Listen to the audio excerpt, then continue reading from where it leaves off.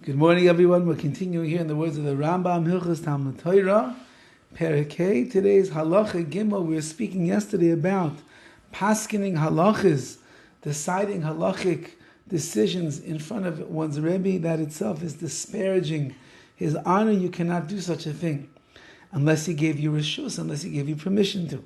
However, Hayabeinoi ubein Rabbi shnei masar mil. If between the student and his teacher there's at least 12 mil, quite a long distance, and someone asks the student a halachic question, you're allowed to answer.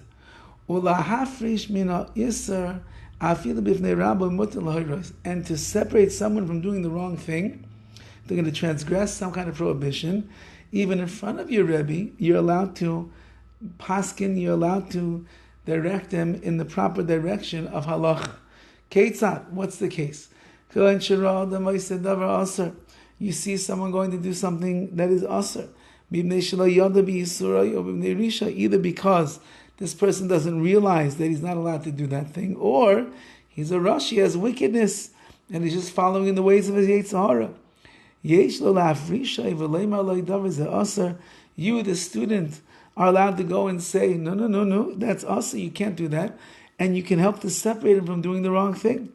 Rabbi, even in front of his Rebbe, he could do this. Even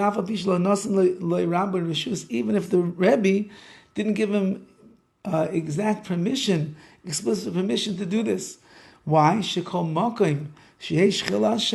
Because wherever there's going to be desecration of God's name, in Chol can cover the Rav. You don't have to give honor to the Rebbe. The honor belongs to the Rabbi Shalom, and therefore, even if you're sitting in the presence of your Rav, you're allowed to go and separate somebody else from doing the wrong thing.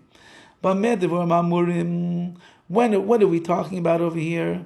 That's when something happens, once in a while. It just happens to be that you're with your Rebbe and you see somebody going to be Michal Shabbos or the like. However, to set yourself up as a halachic authority and sit there and give your halachic renderings to anyone who asks, even if you are on one end of the world and your Rebbe is on the other end of the world, you're not allowed to give halachic rulings until your Rebbe dies, unless you took permission explicitly from him that you're allowed to do such a thing. Because that would be, as we said yesterday, disparaging your honor to the Rav. And even if the Rebbe dies, not everyone is allowed to go and paskin halacha.